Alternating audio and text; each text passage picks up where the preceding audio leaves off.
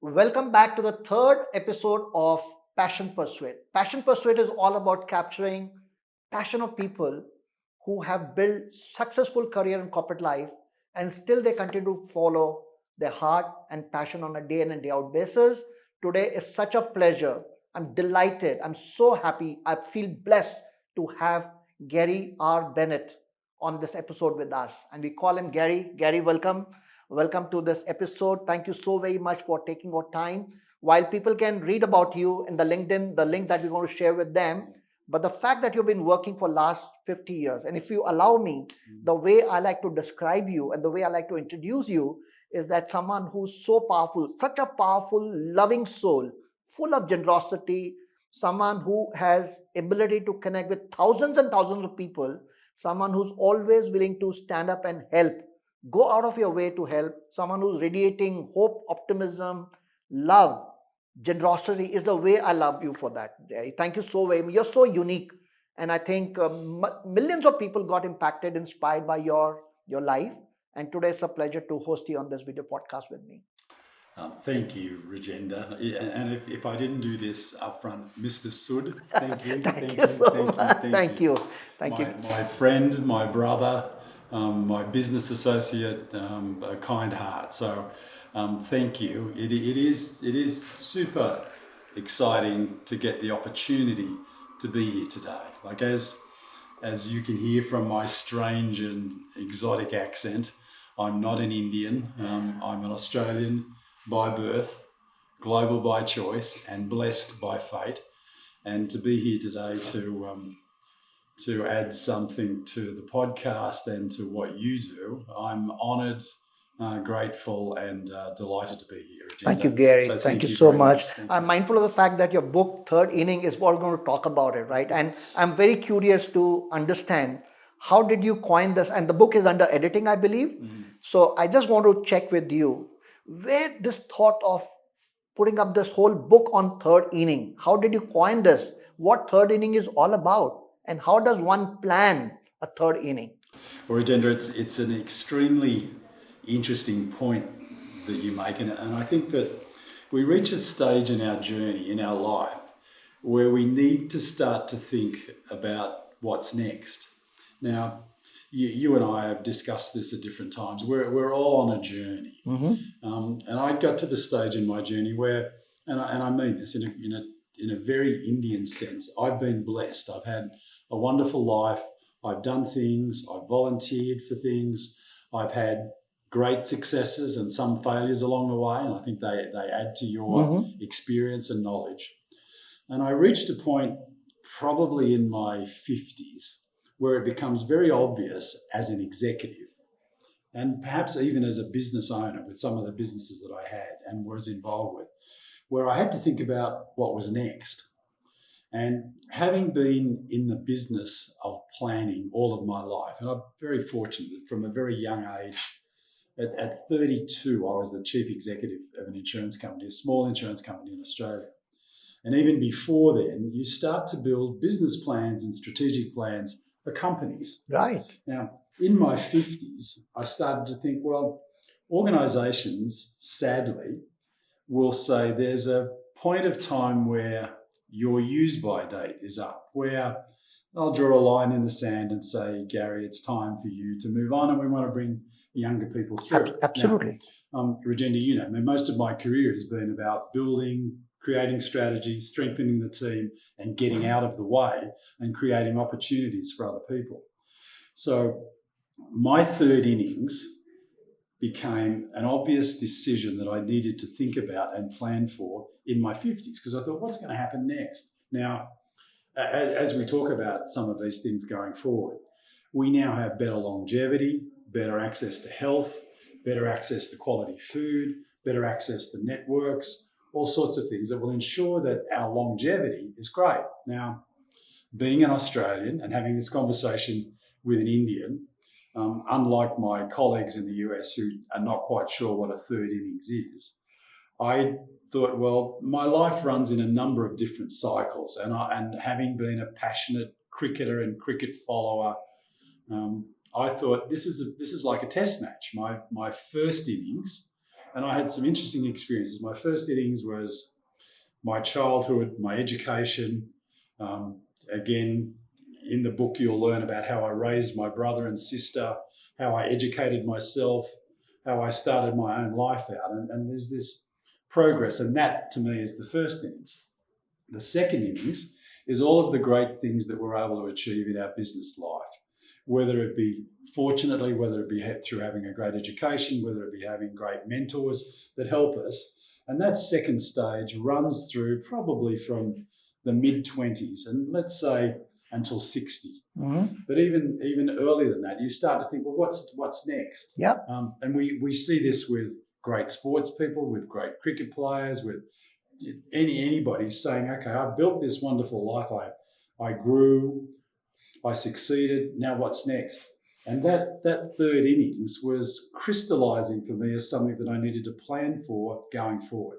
So what I did was I sat down and built a plan, and I've called it my third innings. Now, I come out of that second innings full of knowledge, full of experience, full of work experiences and knowledges that I thought I could bring through. So in that process, I built a plan. Now, that plan is no different to the sort of plan that we build for our businesses. Absolutely. Like every year, the executives that you work with are in there and they're building a plan with their teams and they're working about what's next. So I thought, what am I good at? Now, you know, if I was a cricketer, I'd look at my skills and talent, my ability, and then build a plan around that. As an executive who was reaching this third innings, I said, what am I interested in? How do I make a difference? How do I add value? How do I ensure that my longevity and healthy lifespan continues? And around that, I build a number of different things. Fantastic. Now, I can continue to keep talking about this because, it's what happens. What I did as I started to formulate that plan, and I've been, because of my lack of genuine formal education over the years, like I put myself through a business degree in my 40s just to make sure that I'd done it. But I don't have multiple degrees. I don't have a PhD. I didn't do an MBA. But what I did learn to do early in life was to research.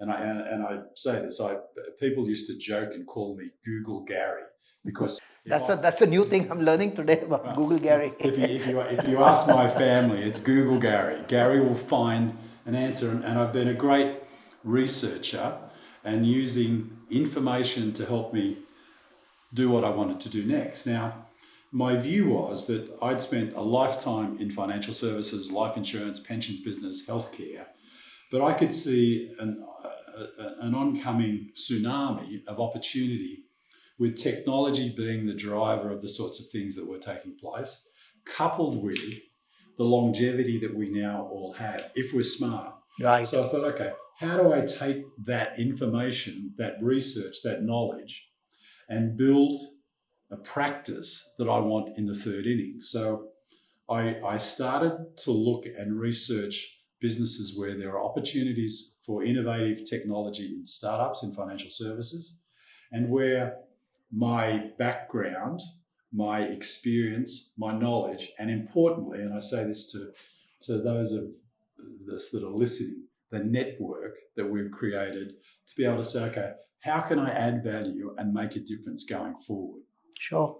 So from that, I sat down and built a plan that I now call the third innings.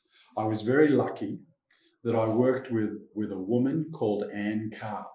Now, Anne's a corporate executive coach, and she helped me with the formal structure, a bit like having a high-quality CFO or head of strategy in a business. I worked with Anne, and every Friday during my latter years as a chief executive or chairman in a business, Anne and I would have 30 minutes on the phone where we would talk about how we were building the third innings, how we were building the steps into the next stage. And she would challenge me, how do you think that will work? Who do you think you want to work with? Why do you think you'll make a difference? Why do you think that this is important? So from that, we actually put together what I now call North Star Consulting, which was probably not the right name. It should have been North Star Advisors rather than North Star Consulting, because I've done very little consulting and lots of advising. And I built a practice around being on boards, advisory councils, mentoring, and supporting people in areas where I could add value.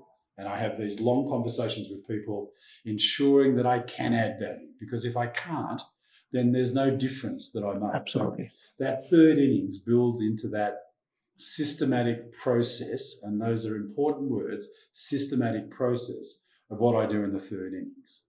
And again, from the conversations that you and I have had, you know that during the beginning of that third innings for me, I had to go through some significant changes, both physically and mentally, about what my own expectations were for that third innings.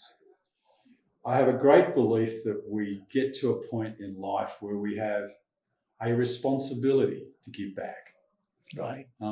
And to give back freely and to make a difference. Now, some people will say, Gary, you've done that often during your life, and I've been fortunate that sometimes, I've been able to do that because of the positions that I was in and the contacts that I had.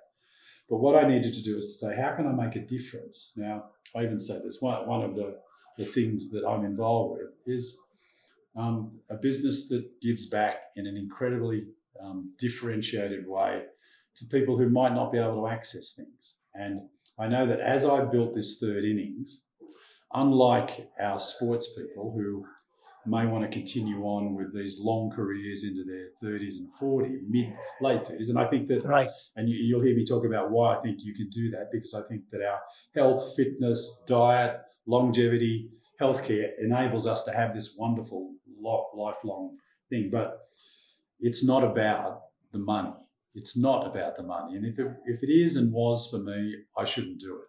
Right. I should sit by the pool and look at the ocean and wait for whatever is next, rather than make a difference in the lives of people as we go along. And I think that to me, as part of my third innings, become important. Yes, in this third innings, there is no reason why people, if they plan and build it properly, won't benefit financially out of it in some way. Yeah, the money comes back. Yeah, and then there's incredible cliches about do what you love and the money follows, and all those things that are cliches are true. And I can tell you, as you get into your 60s, as I am, these things become self-evident because you make a difference, and that difference, the universe helps you along that journey. And lots of the things that I've embarked on, trying to be selective, is where we make a difference. We make a difference in the right space. We make a difference in the right markets. We make a right difference in the right cultures and the right communities, and where hopefully I can give it back in a way that both enables the world to be better than what it was yesterday, and it gives me a level of endeavour in that third innings that I can continue to grow well into the future. Right. One of the things that I think has become increasingly important for people to be aware of is that we're living in a time where longevity has changed dramatically. Yes. In fact, in India, in the bigger towns, it's 83 years. Yeah. Which is like when you think about lifespan and now healthy lifespan as an indicator of what can take place, this third innings for many of us becomes an important opportunity. Now, I've said this a few times, and I'll talk about the different components of what I think you need to do, but I have a dislike for the term retirement. Now, some people have said, well, that might be ego, that might be you think you need more money, that might be you think you need more fame. No, I'm not sure that it is. I think if we think about the cultures that we've all come from, in some fashion, there was an ability for the senior generation, I won't say older, I'll say the senior generation, to impart knowledge, skills, experience onto the next generation. And if we can do that, and do that lovingly and freely, then hopefully it helps, and then there won't be this um, disjointment or disconnection between the different generations. Like over the last 50 years, we talk about millennials and Gen Y and Gen X and baby boomers. Seriously, we're all human beings on a planet, on a journey, and hopefully trying to make a difference as we go along. So I think those things become important. This opportunity that we've been given through increasing lifespan is super important. And Rajender, one of the journeys that I had to course correct on was this, and you remember me from Absolutely. years ago. I was 166 kilos. Yeah, I remember meeting you in Bombay first time. Yeah. Way back in 2005, I Oh, think. yeah. I was as big as two seats in the lounge. I didn't look after my health. I ate the wrong food. I was type 2 diabetic. I suffered from deep vein thrombosis. I couldn't walk up a flight of stairs. And it's interesting, as I started to build this strategic plan for the next innings, I thought, come on, Gary, you've been given an opportunity to make a difference on the planet and to make a difference in lots of people's lives. And it's, funny, those people who say to me now, Gary, you said to me once and it made a difference in my life. And I thought, well, that's great, but why haven't I made a difference in my own life? And I had to completely course correct in reference to my lifestyle and those things now. And I think that maybe we'll talk about some of the books that I would encourage people to read and some of the learnings that I've had, because I think that life is an education process, lifelong, that we can do without sometimes having to sit in a formal classroom. We can take it on. So that ability to be physically healthier, fit, and some of the things that I've done to do that. Diet.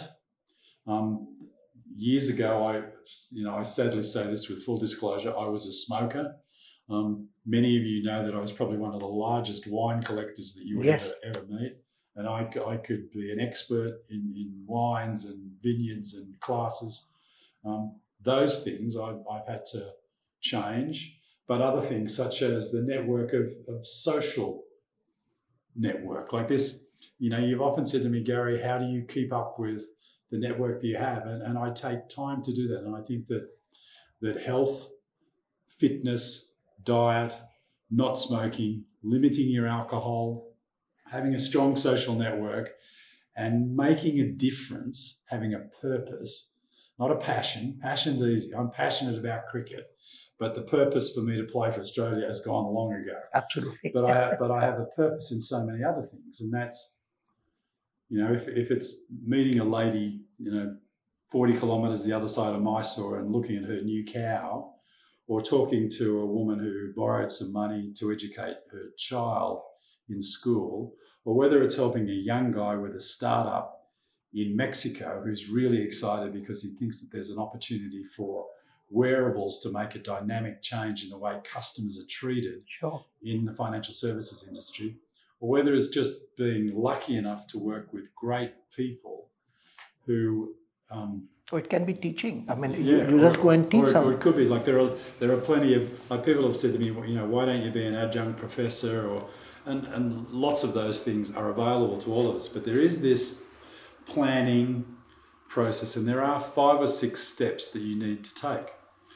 I talked about a genuine successful process, and I talk a lot about making time for me. Like in the past, we would fill our diaries with 10, 12 appointments a day. We'd start with a breakfast, we'd end with a dinner, we'd be on calls in the car on the way home, and none of that time would we ever make for ourselves. Right. And Rajender, as much as there are lots of important people on the planet, if we can't treat ourselves as a priority customer, if we can't treat ourselves as a key person in our own life, no one else is. So I've had to learn to develop a process, a systematic process to what I do every day and how I do it. Everything from, and you commented before. Yeah, you're wearing 2 watches. My wearables. Like I'm one of those crazy guys who has a terrific watch collection, beautiful watches like you have. But I now live in wearables because I want to make sure that every day, at least 6 days a week, that I do physical activity for a number of hours every day. I like to know that I've walked 12,000 steps before I start my day. I like to know that I've swum 1 kilometre.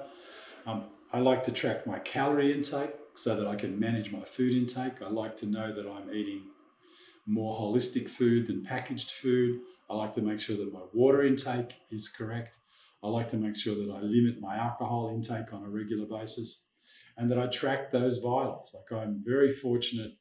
My type 2 diabetes has gone. Wow. Gone. And I'm now from 166 kilos at my worst to this morning 95 kilos. Yes, I'd still like to be 5 kilos lighter, but I think that that's what we do as we build these plans. I'd like to exceed my business plan by this much.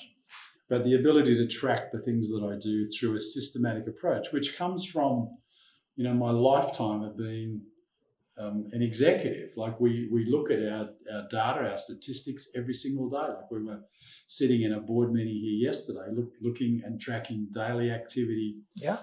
And then taking action. Root cause analysis. If I didn't do enough walking today, what do I do today to course correct? If I didn't swim enough, if I took too many calories, if I had 3 drinks rather than 1 drink, for the next 3 days I don't have a drink, and running that plan, no different to what a business does or what a business person does as they track their business. So those things, I think, have been incredibly important.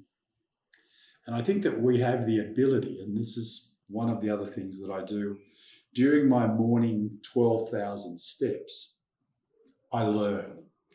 I educate myself in everything from ancient Egyptian history to the Mughals of India, to lifespan, health span, wealth span, and how you can support and extend your lifestyle and your life wellness through understanding of the sorts of things to do. Now, I know I love to tell people that I read, and that since COVID I've read over 300 different titles. 300 books? 300 books, including, on top of that, through my Audible subscription, which I really love. I'm passionate about it. I put my earphones every morning in my shoe. My first thing, my shoes go on and I go off and I listen to Audible. There are lecture series that are available, some of them for free through Audible, that bring me everything through life, health span, healthy life, diet, exercise, and all of that fundamental research that I enjoy. But great book titles, seriously great book titles about how to improve our longevity. Yeah, there is some effort and commitment in this. It's not magic from the universe or from heaven that descends upon us, but no magic pill, right? There's no magic pill. Right. And I say this: we see all sorts of people trying to do things, looking for a shortcut, looking for a magic pill. Empires are built brick by brick, day by day, step by step, as I've used often in my business career. There is no such thing as an overnight success. It's a step-by-step journey to get there. So I encourage people to think about how they do it. Now, Rajender, I have to be wise enough to know that this is, what I do works for me. It might not work for you, it might not work for you, but it works for me. And it's solved this concept of what do I do next. And I know I got to that inflection point in my life, and I have some fantastic memories of a life and a career well lived. I remember walking out of the New York Life boardroom on the 16th of May 2017. You remember it clearly? Yeah, you remember the date? I remember it was my last event, and it was a big deal. And I walked out of that, and there was a compliment from one of the directors, and that board has some very heavyweight directors on it. And he said, "Goodness, we have a fantastic business there in Mexico, and you've done a great job. Why would we even think about selling it?"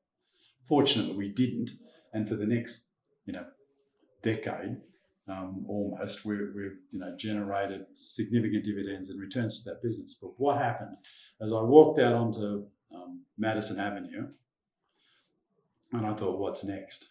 Now, luckily, I'd been working with Ancar, and I had a plan. What I then had to do, like most businesses or business people, I had to then take that plan from the paper to actualization. So I flew back into Hong Kong. I registered North Star Business, and then I set about talking to people in my network and making myself available. Now, the hardest thing that we'll ever do is to say no, and lots of opportunities came to me early, as it will with our listeners and our viewers. People have built fantastic networks and fantastic careers and had great success. So they shouldn't be frightened of thinking about what these next steps are. The challenge is, like always, with all of our business plans, what do we do tomorrow? What's the first step? Let's take that first step and let's build all of those actions into a plan that gives us this third innings and makes it viable, exciting, livable, passionate, and makes a significant difference in the lives of others. Because I think that's the value and the purpose of it all. Awesome. Very awesome. So, Gary, I'm here to ask you a question. Where this thought of third inning came to your mind? What is this third inning is all about?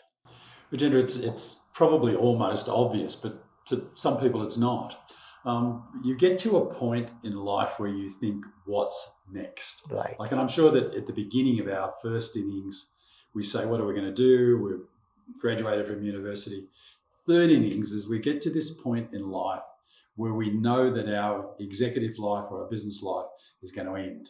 Right. And we need to start to think about how we build a plan to take us into that next stage.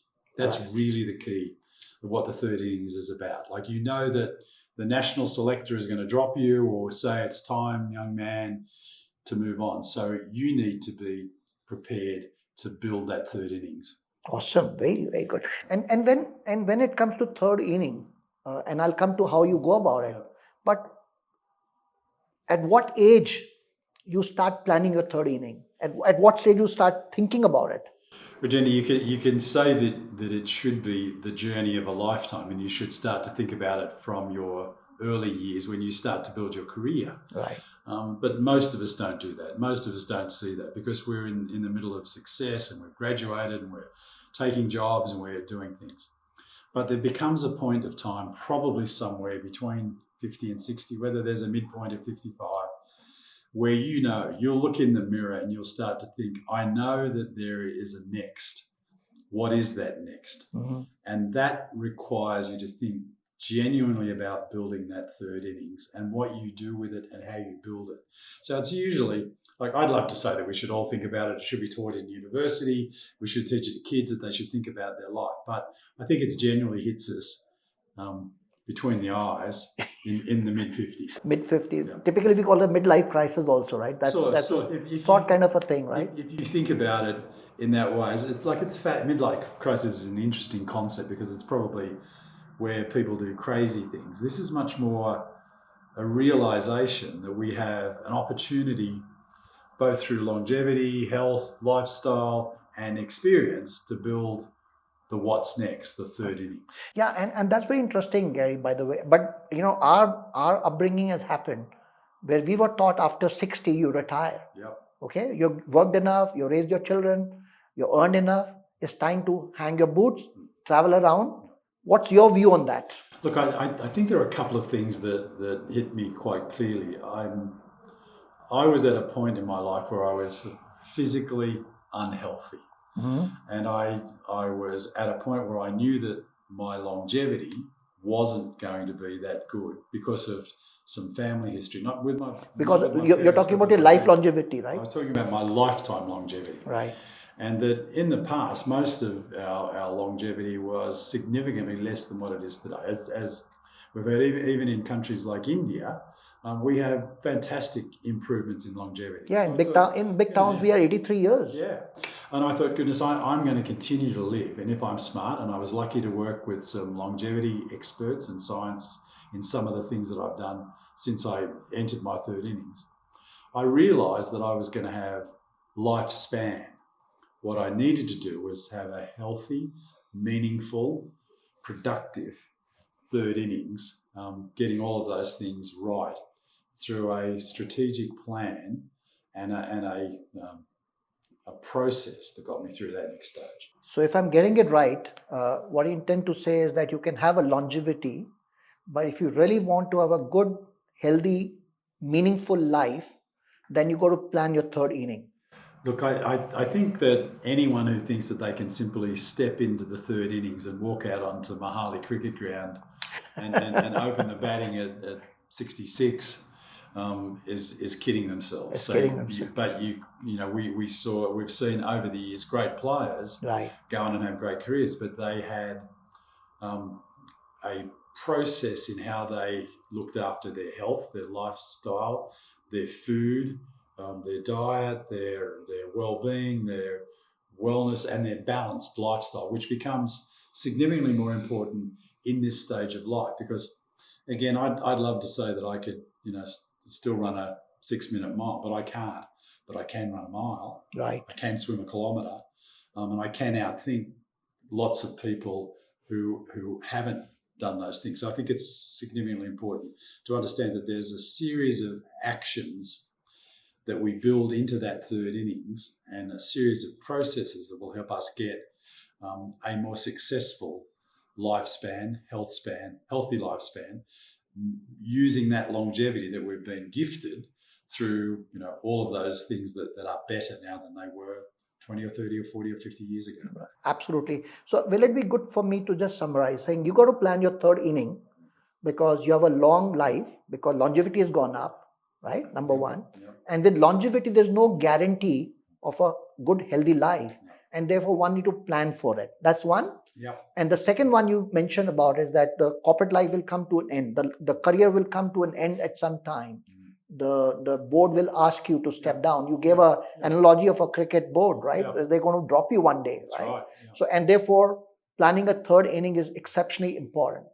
Have I got it right? Yeah, Rajender, absolutely. What we need to do is to be self-analytical about what's going to happen next. And that means at times putting aside ego, position, power, and saying those next steps are different to what the last steps were, as they were different to the first innings, as they were different to our childhood and our education and our upbringing, that our third innings is very different. And those things require a plan, and those actions that I talk about, exercise, diet, cigarettes, which are terrible, and the world has smoked for a long time, not smoking, ensuring that we moderate our alcohol intake, ensuring that we have a strong social network and a level of things that are interesting and worthwhile and meaningful and give back. Bringing all of those things together creates that purpose, as well as the passion for what we do next. And those things become significantly important. And you can't just say it's going to happen, because it doesn't. Sure, fantastic. And again, my story, my journey from fat, 160 kg to 76 kg? No, 95 kg. I wish I was 76 kg. 95 kg, but that's a significant one. So we're going to cover up in the second episode. How do you really plan? What are the components of planning your third inning? And what are the step-by-step approach that one need to go about it?